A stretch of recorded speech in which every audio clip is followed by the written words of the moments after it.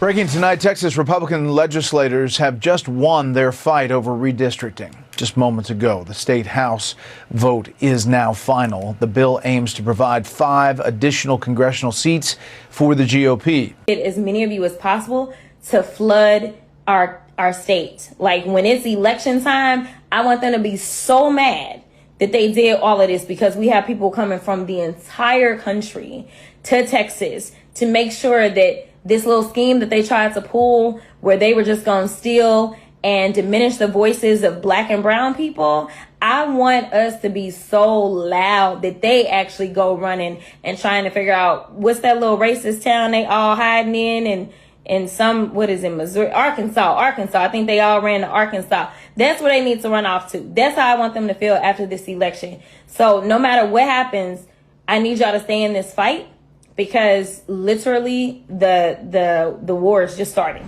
All right, guys, well, huge breaking news and a huge victory tonight as the Texas redistricting map has officially passed in the state house. It is one step away from being finalized here. And this, of course, comes despite the weeks of Democrat grandstanding and protests. They were fleeing to Illinois. They were hiding out like inglorious fugitives, claiming, we're going to do whatever it takes. We're going to fight till the very end. We're going to deny the Texas Republicans our quorum, because after all, this is democracy that's on the line. We're not going to allow Trump and the GOP to steamroll democracy, as they said. And then just a couple weeks later, after that huge grandstanding, they're, of course, what? Allegedly, according to them, allowing the destruction of democracy. But nonetheless, that is the pathetic behavior you have typically to deal with. In today's video, we are going to bring you this story, as well as show you some of the ridiculous treatment we had to give Democrats, right? Essentially, the strategy had to be to treat them like children in order to get these elected officials who are working on a taxpayer-funded salary to actually show up to work, as well as the fact that apparently one individual who is not so happy about this is Texas Congresswoman Jasmine Crockett, who may be out of a job. Her congressional district is indeed being drawn out as a result of this new map. She's going to have to try to seek election in a new area. How will that go? We'll talk about that, as well as give you some updates on the so-called California retaliation, because, well, doesn't seem at the moment it's getting off the ground so well. So that said, guys, do us a favor before we get into this huge, victorious, and glorious news.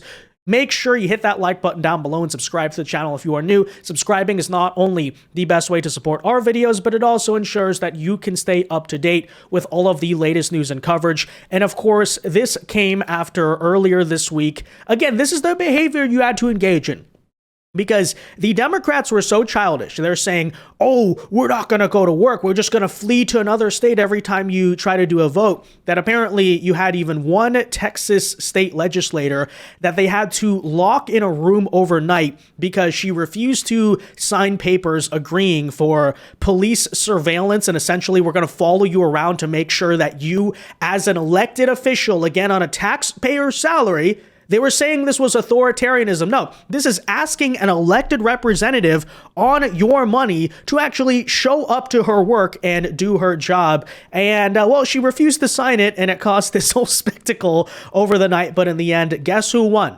Well, it wasn't her, after all. One Democrat found this so utterly humiliating, she couldn't take it. She refused to sign. And as a result, she literally got locked inside the state capitol. She was not allowed to leave. Representative Nicole Collier, one of the Texas Democrats that skipped town, was locked in the state house chambers all last night, effectively arrested by Texas officials who are not allowing her to leave the state capitol without signing that slip and agreeing to police surveillance. She actually took a picture of herself spending the night locked in the legislative chambers, or better, somebody took a picture of her. I wonder who. I mean, she obviously wasn't there alone. Someone was there to take the picture. Again, is there anything these Democrats ever do that isn't staged? No, there's nothing they do that's not staged, okay? they're essentially the Hollywood party, hence why it is quite fitting that all of that industry's top professionals are the biggest fans of their political party. Because yes, this is their act, right? It is acting, it is theater, it is grandstanding, it is nothing truly serious. But all of that said, I think it is a relevant question, first of all, as to why exactly, and because look, we got to be honest, the Texas Republicans are doing a lot of good with this, but some of the state level leadership there, specifically from the Speaker of the House in Austin, is a little bit strange and dumbfounding to me because, first of all, it already is against Texas state law to flee like the Democrats did, do the quorum break as they actually tried to perform before back in 2021 and 2022 in regards to some voting, reforms, election reforms, all of that. But why exactly does the GOP in Texas not simply change the rules of quorum to where you only need 51%, not almost all of the legislators there, to perform a vote? Because after all, it seems actually pretty ridiculous and dysfunctional that, hey, you can have a majority, right? You can have a supermajority as the Republican Party in the state house in a red state, and they can't pass anything simply because the Democrats, the opposition, the minorities just decide they don't want to show up. It's worth noting, by the way, in California, very ironically, because Gavin Newsom is, of course, spending a lot of time cheering on these Texas legislators who are taking a brave stand for democracy. There, you only need 51% of the body present in order to have the quorum and go forward with a vote, which, by the way, makes sense to me. Okay, after all, if someone who's an elected official on a taxpayer salary doesn't want to show up to work, that shouldn't be a pretense to just not conduct official and legal business. So, I don't know, just some thoughts I have. Not sure why, after watching this happen repeatedly, the Texas Speaker of the House has still not reformed what it takes for a quorum. And it's worth noting he is an individual that has to be basically pushed by Greg Abbott and other state Texas Republicans to do anything. We see that picture of Republican weakness, frankly, nationwide. But I think the second question on this front is, will there be criminal prosecution for the people who broke the law here? Because obviously there's already been some civil issues, civil penalties. It's against civil Texas state law. But what about the criminal? Because after all, it does seem to me you cannot allow this to keep happening. You cannot allow elected officials to just deny the democratic will of the actual people who elected a state legislature in Texas. Well, that said, apparently Attorney General of the state, Ken Paxton, is taking this very case to the Texas Supreme Court. We'll see where it goes, but just something to keep an eye on, because it seems to me whatever they do, Texas should change the system so that they don't allow this to happen. But I don't know. That's just my thoughts on it. So we made that argument about 13 of the legislatures. Governor Abbott's made it about Wu, Representative Wu from the Houston area. And we will be in front of the Texas Supreme Court. They have some time to respond to our requests, the Democrats. And I think by September 4th, all of those filings will be in, and the Texas Supreme Court will have it in their hands. And our argument is very simple. They abandoned their office. These are 13 legislators that came out publicly and said, we're not coming in. We're not going to be doing our job right now. We are out of the state. And so they made it very public. And we have it in writing that they were not going to show up for their job. All right, so 13 Democrats at threat of losing their job after the argument being they have vacated their job. Now, one of the reasons and one of the ways they were capable of vacating their job was that they were receiving money, at least some of them, it's very clear, from various political organizations. There is arguments and there is research to suggest that George Soros's political foundations helped fund some of this, as did Robert Francis O'Rourke, self-styled Beto O'Rourke. So yeah, if you ask me, that's something very serious to look at and fix. But for today, it doesn't even necessarily matter, because indeed their pathetic little protest, their grandstanding has indeed failed. They came back this week. Actually, they've been back, but today they came actually to work. They allowed the quorum to go through. They allowed the redistricting map to pass. To which I really have to ask the question, okay, if that's the case, if you were always going to come back, what was the point of this? What's the point of acting like a bunch of crybabies, right? Because again, as I said in the beginning, supposedly you were saving democracy because this redistricting map is going to destroy democracy. And then they're still going to pass the redistricting map, the same exact one. They've made no changes. They've done nothing. They just basically use enough coercion and pressure based on the fact that, hey, you need to do your job to come back to the state.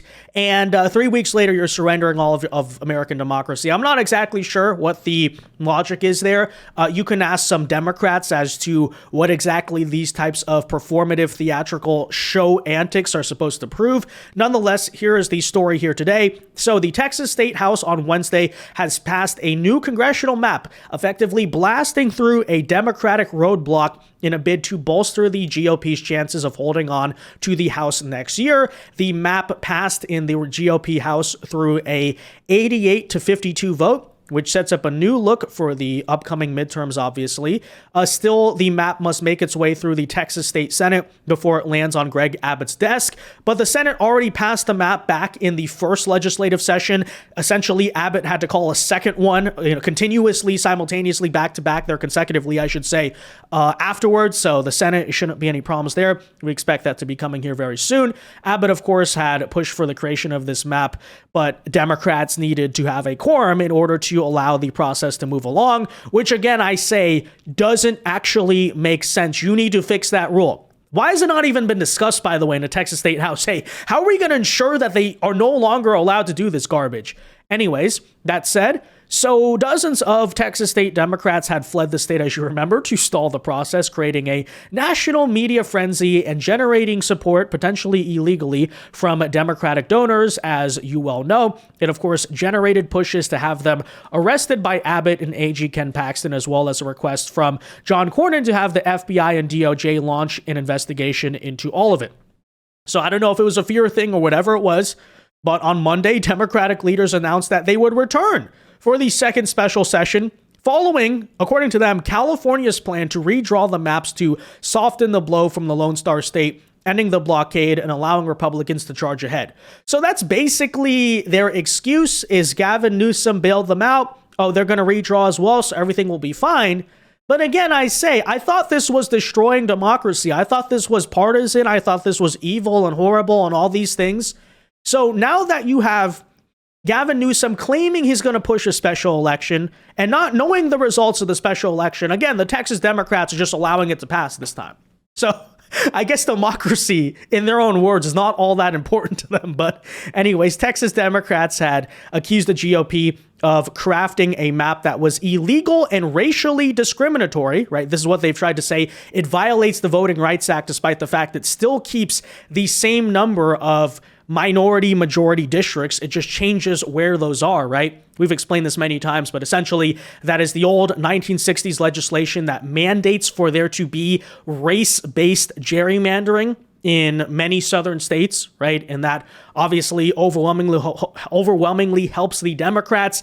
It does not ever work in the other direction, right? You never see a white minority district being drawn in New Mexico. I would argue it should be legal because, after all, if you're not allowed to racially discriminate, then why are you allowed to racially discriminate when it comes to drawing congressional districts? It's kind of counterintuitive. The Supreme Court is currently reviewing the fact that they might overturn it as unconstitutional altogether. But all of that in mind, I reiterate here that they're completely making this up. There's a reason why they're saying it. J.B. Pritzker, all these characters are stating this, but they're not taking it to court.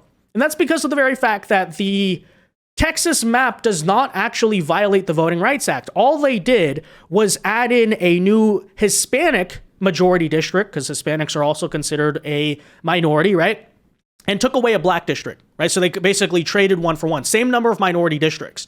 But of course, the issue and the very reason why that simple move is actually favorable to Republicans in Texas is because if you know anything about the current racial and ethnic realignment happening politically speaking in America, especially in Texas, South Texas Tejanos specifically were the first ones to kind of spearhead the realignment back in 2020, that these groups, specifically Latino voters in Texas, are actually moving massively to the right, and that's why it, favors the Republicans. So Democrats keep talking so much about the minorities and the ethnic, all this stuff, but completely want to apparently disenfranchise Latino voters when they vote Republican. So that's interesting. But secondly, okay, so you say it's illegal, you say it's racially discriminatory, and that's why you're not going to show up to vote and approve all of this.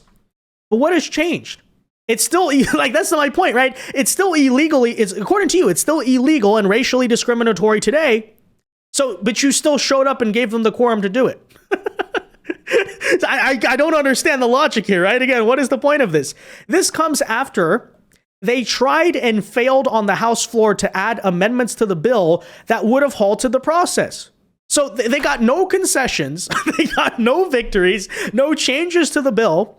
Initially, because of that fact, they ran to Illinois, the most gerrymandered state in this country, ironically, like a bunch of crybabies, and then just come back after their temper tantrum and allow this thing to pass. What did you accomplish? Nobody knows. Nobody can answer this question, right? But they raised a lot of money. They got a bunch of hype. They allowed Gavin Newsom to launch his 2028 campaign. I guess that was all worth it. You know, democracy, stopping illegal acts of racial discrimination, that's not what really matters, right, guys? So anyways, you have Representative Chris Turner, a Democrat here, who stated that, members, it breaks my heart to see how this illegal and rigged mid-decade redistricting scheme is dividing our state and our country. This is Texas. It's not Washington, D.C. The impulses of outside politicians and their billionaire backers. Oh, that's very ironic. The guy who fled to J.B. Pritzker's, his family owns, I believe, the Hyatt Hotels state, at the behest of billionaire backers who allowed you to do so. But anyways, the billionaire backers shouldn't dictate what we do in this chamber, in this house. So again, I asked the question, okay, if it was illegal, if it was rigged, if it was dividing the country and that's why you left, why did you come back to allow it to? It doesn't make it.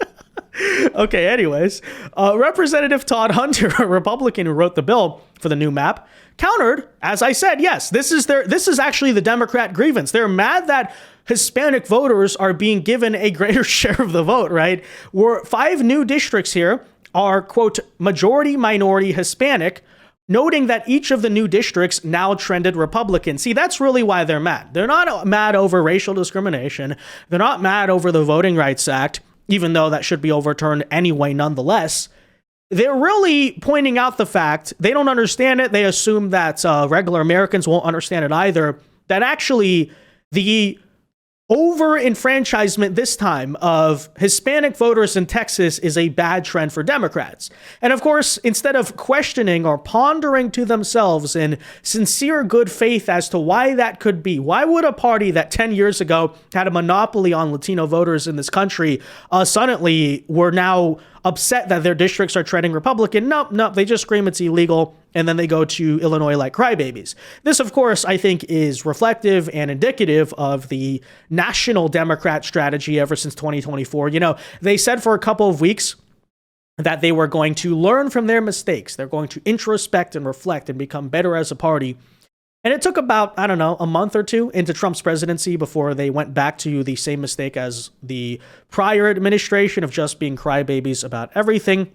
The underlying goal of this plan is straightforward: to improve Republican political performance. I mean, that's definitely an aspect of it, right? The Democrats' blockade ended on Monday when Abbott called for a second special session after their demands for California to also begin a redistricting cycle were met in an effort to nullify the map Texas Republicans were creating. Wait a minute, but again, I thought it was an illegal map. Why did you allow an illegal map to go through? What? So anyways, you have Newsom there. And there you have it, guys. Again, massive, massive political victory. Now, underlying this entire story is, of course, the fact that the new Texas maps will indeed it will remove Jasmine Crockett's district. Jasmine's district is one of those majority minority districts that is now being given enfranchisement to Latino voters, who are a way bigger, by the way, minority in Texas than black voters are. And she will essentially have to seek a new seat. Now, there will still be a district in her area she can run for, the Texas 33rd, but hers specifically, right, the Texas 30 will be removed. And just on last night, actually, we had her on the internet not seeming so happy about what was going on. And, well, you have to imagine why. Because this loudmouth might no longer have a voice anymore. You love to see it. Thank you, Texas. Okay, saving our democracy one day at a time. Texas. So all of the races feel away when you call them exactly what they are. When you say, oh, you guys are racist and you guys are trying to implement racist practices with these racist maps, right? So, people getting their feelings. Oh, how dare you? It's like, bro, I get that you took your hood off, but your hood is still there. Like, we see it. We know what we see, okay? Big ups to my colleagues in California that got this together, did not fight about lines whatsoever. Big ups to their state assembly, as well as their state senate, as well as, obviously, their governor for stepping up to the plate and saying, Texas may want to play, but guess what? California can play too. So there you see, I guess, the typical liberal response to everything when they're objectively losing on an issue, right? They just say it's racist. It's like a cornered dog. You'll always get that out of the leftists in the end. Oh, you're being racist. But anyways, the Jasmine Crockett, okay, fine, whatever. I posed a question. What does she have against Hispanic voters in this country? What's racist? We still are fulfilling the Voting Rights Act, even though it's stupid and we shouldn't have to. We still have the required number of majority minority districts. We just don't have your majority minority district anymore. Specifically because of the fact that, turns out Hispanics exist too. Okay, so just an open question, Jasmine. What's racist about it? What's racist about giving Latino voters more representation? I don't know. She can answer that question, of course. Now, that said, while this is all happening, over in California, it's worth noting that although I would estimate, just given instinct, I guess, that the California special election will ultimately pass and they'll get the retaliation map done just because, it's California. They're going to pull out any dirty trick to do it. But it is worth noting sincerely that it's not coming super easily, right? And of course, even right now, as we speak, despite the fact that the Texas Democrats already came back and they're saying, oh, okay, fine, we'll vote for it because California and Gavin Newsom is going to come save the day, that currently they're actually facing a lawsuit in the California Supreme Court on this. The argument there being that by rushing through a special election without going through all of the proper channels and measures and proper preparation there, may have actually violated the California state constitution. So this is why I say, right, it's kind of still a sincere question as to whether Newsom can get this whole idea off the ground. There's a lot of hurdles and, right now they're stuck in the middle of them. So check it out. What you are seeing is one of the darkest moments of California state government as Governor Gavin Newsom and the supermajority in Sacramento literally violate their oath to uphold the state constitution, not only on the issue that we are suing on today, but on a number of fronts. But let's start with the issue that they are violating today. Article 4, Section 8A of our state constitution was put in place to provide the public with the right to know what is going on in their state government, the right to participate, the right to voice their opposition to legislation. The transparency provided in the state constitution is so important that not only a supermajority vote is required, but a mega majority vote is required of 3/4 of the membership.